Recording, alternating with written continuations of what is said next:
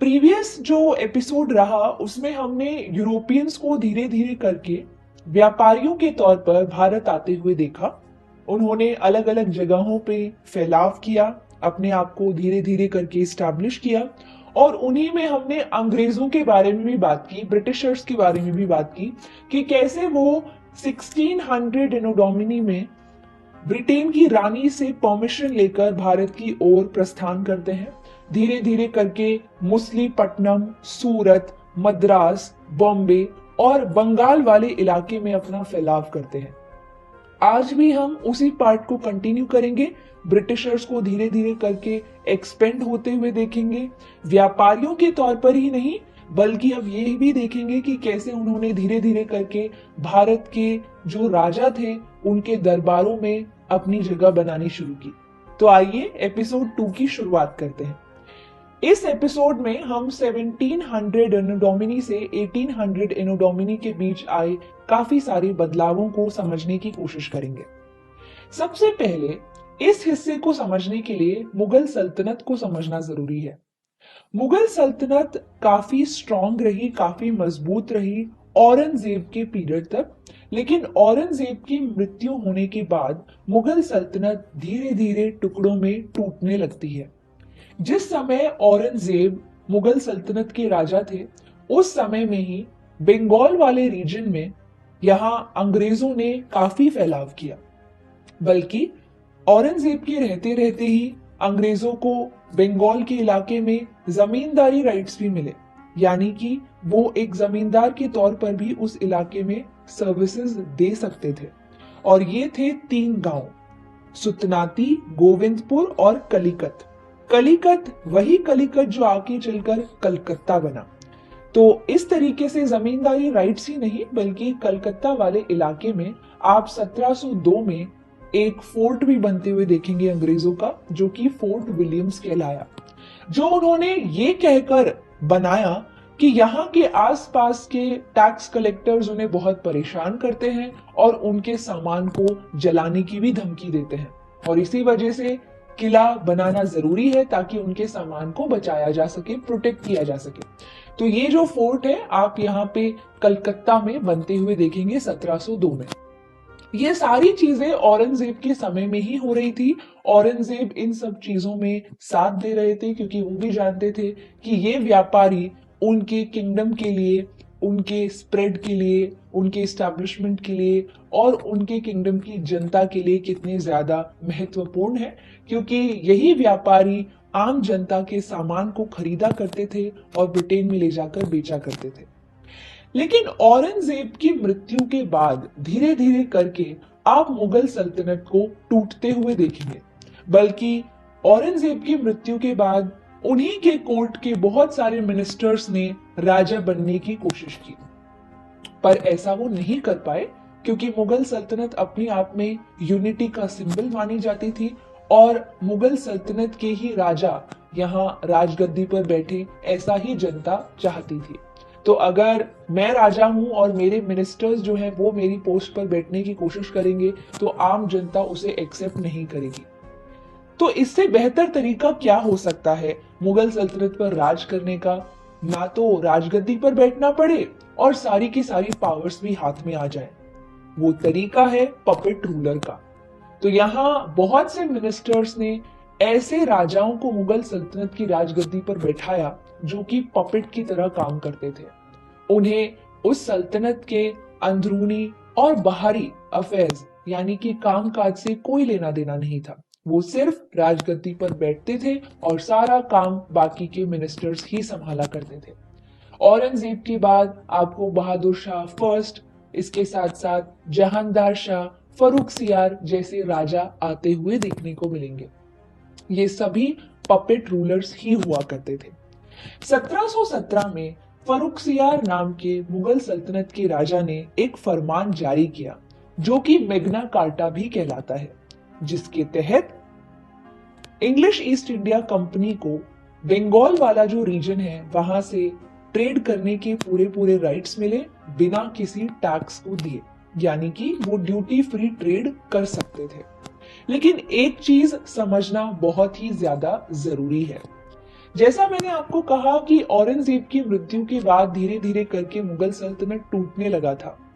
हालांकि वो जो बिखरापन है वो दिखता नहीं है, लेकिन अंदरूनी तौर पर हाँ, मुगल सल्तनत टूट चुका था। इसे समझने के लिए एक छोटे से एग्जाम्पल को लेते हैं। मान लीजिए मुगल सल्तनत का राजा जो है वो दिल्ली पर बैठा रूल कर रहा है, लेकिन आसपास के अलग अलग इलाकों में, प्रोविंसीज में, कस्बों में, सूबों में जिन नवाबों को अपॉइंट किया गया है वो नवाब अपनी मनमानी करने लग जाते हैं। मुगल सल्तनत के राजे को यह भी होश नहीं है कि यहाँ पे नवाब अपनी मनमानी कर रहे हैं और अपने हिसाब से उस पर्टिकुलर प्रोविंस को चला रहे हैं। ऐसा ही कुछ देखा गया। बंगाल प्रोविंस, अवध, हैदराबाद जैसा रीजन जो मुगल सल्तनत में ही आता था, लेकिन वहां के नवाबों और निजाम्स ने अपने तरीके से उस इलाके को चलाना शुरू किया। इसी वजह से मुगल सल्तनत का राजा फर्रुखसियार जब ये फरमान जारी करता है कि अंग्रेजों को बंगाल से ड्यूटी फ्री ट्रेड करने के राइट्स दिए जाते हैं, तब बंगाल का नवाब मुर्शीद कुली खान उन चीजों को मानने से इनकार कर देता है। फर्रुखसियार मुगल सल्तनत का राजा इतना भी स्ट्रांग नहीं है कि वो मुर्शीद कुली खान को दबा सके। तो यानी कि मुगल सल्तनत का राजा धीरे धीरे कमजोर होता गया और नवाब जो है, जो अलग अलग सूबों में अपॉइंट किए गए थे, वो काफी हद तक एक तरह से मजबूत होते चले गए। तो ये अंदरूनी खोखलापन आपको मुगल सल्तनत में देखने को मिलेगा। हालांकि मुगल सल्तनत अभी भी उतना ही बड़ा साम्राज्य लग रहा था, लेकिन वो बहुत ही हद तक अंदरूनी तौर पर टुकड़ों में टूट चुका था और मुगल सल्तनत के राजा की पोजीशन जो है वो भी धीरे धीरे गिरती चली जा रही थी। तो ये सभी चीजों का फायदा उठाते हुए ही अंग्रेज धीरे धीरे करके अलग अलग हिस्सों में अपना फैलाव करते हैं। मुर्शीद कुली खान के बाद अगले जो नवाब, यहाँ पे सबसे इंपॉर्टेंट नवाब जो बंगाल के रहे वो थे अलीवर्दी खान, जो कि 1740 तक नवाब रहे। उसके बाद एक नवाब आए जिनका नाम था सिराजुद्दौला। सिराजुद्दौला की अगर बात की जाए, बंगाल के नवाब सिराजुद्दौला को अगर आप देखते हैं तो ये एक ऐसे व्यक्ति थे, एक ऐसा व्यक्तित्व था जो कि काफी जल्दी गुस्सा हो जाता था। बहुत ही शॉर्ट टेम्पर्ड व्यक्ति हम इन्हें कह सकते हैं। इन्हें बहुत जल्दी गुस्सा आता है और ये बहुत ही जल्दी बिना सोचे समझे एक्शंस भी लेते हैं। इन्हें जब पता चला कि अंग्रेज धीरे धीरे करके फोर्ट विलियम्स के बाद यहाँ पे पूरे कलकत्ता को ही फोर्टिफाई करने लग गए हैं, यानी कि कलकत्ता के अंदर किला बनाना और पूरे कलकत्ता की किलेबंदी करना, दोनों में फर्क है।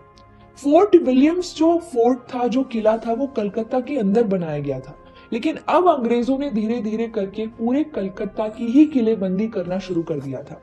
जब इसके बारे में सिराजुद्दौला को पता चला तो उन्होंने तय किया कि मैं इन्हें जरूर सबक सिखाऊंगा, और इसी के चलते आप यहाँ पे देखेंगे कि सिराजुद्दौला ने यहाँ पे पूरा का पूरा फोर्ट विलियम्स जो है उसको सीज कर लिया, उसको कैप्चर कर लिया। उस समय में, जिस समय में फोर्ट विलियम्स को कैप्चर किया गया, आप देखेंगे कि फोर्ट विलियम्स में 146 मर्चेंट्स, अंग्रेज व्यापारी यहाँ पे मौजूद थे और उनमें से 123 लोगों की मृत्यु हो गई सफोकेशन की वजह से, और इस पर्टिकुलर ट्रेजेडी को ब्लैक होल ट्रेजेडी भी कहते हैं। सिराजुद्दौला को लगा कि मैंने अंग्रेजों पर जीत हासिल कर ली, लेकिन इस ब्लैक होल ट्रेजेडी की खबर पहुंची मद्रास, जहां पर हमने पिछले एपिसोड में भी देखा था अंग्रेजों ने अपनी आर्मी को डिप्यूट किया हुआ था। वहां से एक शिप पूरी आर्मी, पूरे सिपाहियों को भरकर मद्रास से बंगाल की ओर बढ़ती है, रॉबर्ट क्लाइव की लीडरशिप के under. Robert Clive military commander थे और वो इस शिप में सिपाहियों को भरकर बंगाल की ओर बढ़ चले हैं, क्योंकि वो अब सिराजुद्दौला से लड़ना चाहते हैं ब्लैक होल ट्रेजेडी की वजह से। काफी हद तक देखा जाए तो रॉबर्ट क्लाइव एक बहुत ही शातिर व्यक्ति थे। रॉबर्ट क्लाइव ये समझ चुके थे कि अगर वाकई में बंगाल को और बंगाल के नवाब को हराना है तो इनके किसी एक ऐसी चीज को, ऐसे कमजोरी को ढूंढना पड़ेगा, कमजोर कड़ी को ढूंढना पड़ेगा जिसके जरिए इन्हें हराना आसान हो जाए। और वो कमजोर कड़ी थी मीर जाफर। मीर जाफर सिराजुद्दौला की आर्मी के मिलिट्री कमांडर थे, जो कि बहुत लंबे समय से बंगाल के नवाब भी बनना चाहते थे। रॉबर्ट क्लाइव ने मीर जाफर से हाथ मिलाया और मीर जाफर को कहा कि अगर तुम सिराजुद्दौला की आर्मी को हराने में मुझे मदद करोगे, अगर तुम इस युद्ध में किसी तरीके से भी बेहतर तरह से परफॉर्म नहीं करोगे, जो कि मैं सिराजुद्दौला के साथ लड़ने वाला हूं, तो मैं तुम्हें वादा करता हूं कि बंगाल का अगला नवाब तुम ही बनोगे। मीर जाफर, जो कि सिराजुद्दौला की आर्मी का कैप्टन है, उसको रॉबर्ट क्लाइव ने खरीद लिया और फिर युद्ध हुआ बैटल ऑफ प्लासी, प्लासी का युद्ध 1757 में। मान लीजिए अगर आप सामने वाली टीम के कैप्टन को ही खरीद लेते हैं तो मैच तो फिक्स हो गया, यानी कि जीत तो तय है आपकी। तो कुछ ऐसा ही प्लासी के युद्ध में भी हुआ। काफी सारे हिस्टोरियंस के हिसाब से ये युद्ध कभी लड़ा ही नहीं गया, क्योंकि इसकी जीत पहले से ही तय थी, अंग्रेज ही इसे जीतने वाले थे और ऐसा हुआ भी। तो यहाँ सिराजुद्दौला जो है उसकी हत्या कर दी गई और बंगाल का नया नवाब बना मीर जाफर, जो कि अंग्रेजों का सिर्फ और सिर्फ एक पुतला था। मीर जाफर के दरबार में एक रेसिडेंट भी छोड़ा गया, एक एजेंट भी छोड़ा गया, जो कि सारा ध्यान रखेगा कि मीर जाफर हर एक स्टेप ब्रिटिशर्स के इंटरेस्ट में ही ले, और उस एजेंट का नाम था विलियम हॉकिंस। और इस तरीके से रेसिडेंट सिस्टम की भी शुरुआत हुई। काफी लंबे समय तक मीर जाफर ने एक तरीके से ब्रिटिशर्स जो हैं उनकी हर एक बात को माना, उनके हर खर्चे को उठाया, बल्कि बंगाल से ही सारा का सारा पैसा जाया करता था कंपनी के खर्चे के लिए। इस तरीके से रॉबर्ट क्लाइव को बंगाल का गवर्नर भी नियुक्त कर दिया गया और वो अब वहां पर बेस बनाकर रहा करते थे। मीर जाफर काफी लंबे समय तक सारी बातों को मानता रहा, सारी चीजों को पूरा करता रहा, सारी की सारी डिमांड्स को पूरा करता रहा। लेकिन एक समय आया जब मीर जाफर चीजों को बैलेंस नहीं कर पा रहा था और अंग्रेजों को भी ये महसूस हो गया कि मीर जाफर चीजों को संभाल नहीं पा रहा है। इसी वजह से मीर जाफर की जगह एक नए व्यक्ति को बैठाना जरूरी है।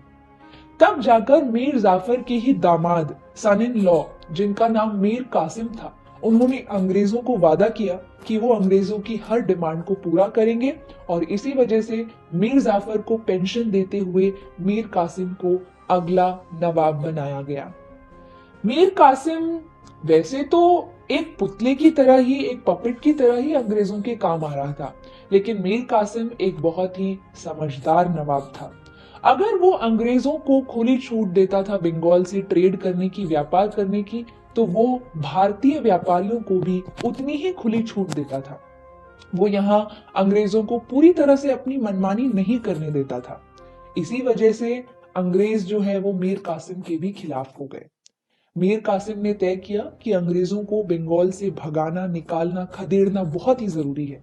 इसी वजह से मीर कासिम ने मुगल सल्तनत के राजा, उस समय के मुगल सल्तनत के राजा शाह आलम द्वितीय और अवध के नवाब सुजाउद्दौला के साथ गठबंधन करते हुए ये तय किया कि हम अंग्रेजों के खिलाफ युद्ध लड़ेंगे। और यही युद्ध जो है वो बैटल ऑफ बक्सर, बक्सर का युद्ध कहलाता है, जो 1764 में लड़ा गया।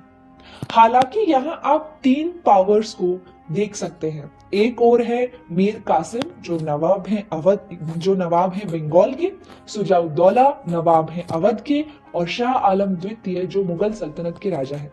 इन तीनों पावर्स ने मिलकर अंग्रेजों के साथ युद्ध लड़ा, लेकिन उसके बावजूद भी ये तीनों ही पावर्स इस बैटल ऑफ बक्सर में हार गए और उसका खामियाजा उन्हें भुगतना पड़ा। मुगल सल्तनत के राजा शाह आलम द्वितीय को 52 लाख रुपीस की हर्जाना भरना पड़ा। इसी के साथ साथ अवध के नवाब को 50 लाख का हर्जाना इस युद्ध को लड़ने की वजह से भरना पड़ा। रॉबर्ट क्लाइव जिस समय में ये युद्ध लड़ा जा रहा था उस समय भारत में नहीं थे। रॉबर्ट क्लाइव छुट्टियां मनाने के लिए ब्रिटेन गए हुए थे, लेकिन अगले ही साल जब वो वापस आते हैं तो उन्हें ये जानकर, ये सुनकर बहुत ही निराशा होती है कि हमारे ही पपेट नवाब ने हमारे साथ धोखा किया। तब जाके रॉबर्ट क्लाइव ये सोचते हैं कि क्यों ना मैं ही नवाब बन जाऊं, क्यों ना मैं ही यहाँ का राजा बन जाऊं। लेकिन अंग्रेजों की अगर बात करें, जो लेटर था रॉबर्ट क्लाइव ने वो ब्रिटिश पार्लियामेंट भेजा कि यहाँ पे मैं नवाब बनना चाहता हूँ, आप मुझे परमिशन दीजिए।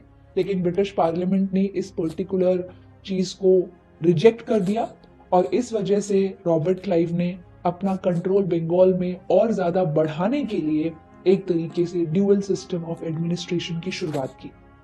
बैटल ऑफ बक्सर के बाद 52 लाख का हर्जाना देने के साथ साथ शाह आलम सेकंड ने, शाह आलम द्वितीय ने यहाँ पे बंगाल, बिहार और उड़ीसा के दीवानी राइट्स भी अंग्रेजों को सौंप दिए, जिसके तहत वो उस इलाके के रेवेन्यू कलेक्टर्स बन जाते हैं, रेवेन्यू कलेक्शन के हेड बन जाते हैं।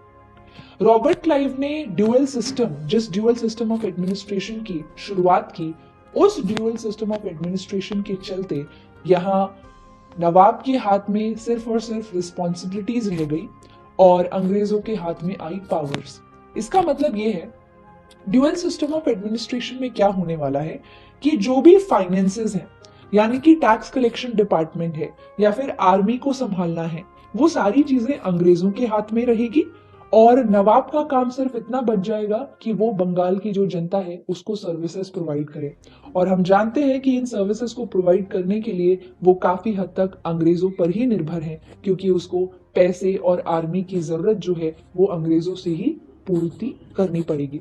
तो ये था ड्यूअल सिस्टम ऑफ एडमिनिस्ट्रेशन। इस तरीके से आप देख सकते हैं कि कैसे अंग्रेज व्यापारियों के तौर पर तो आए, लेकिन उन्होंने अपना फैलाव काफी हद तक यहाँ पॉलिटिकली भी करना शुरू कर दिया और बंगाल के नवाब के दरबार में भी बढ़ना शुरू कर दिया। तो ये था ब्रिटिश एक्सपेंशन। आगे भी इसी पर हम चर्चा करेंगे नेक्स्ट एपिसोड में।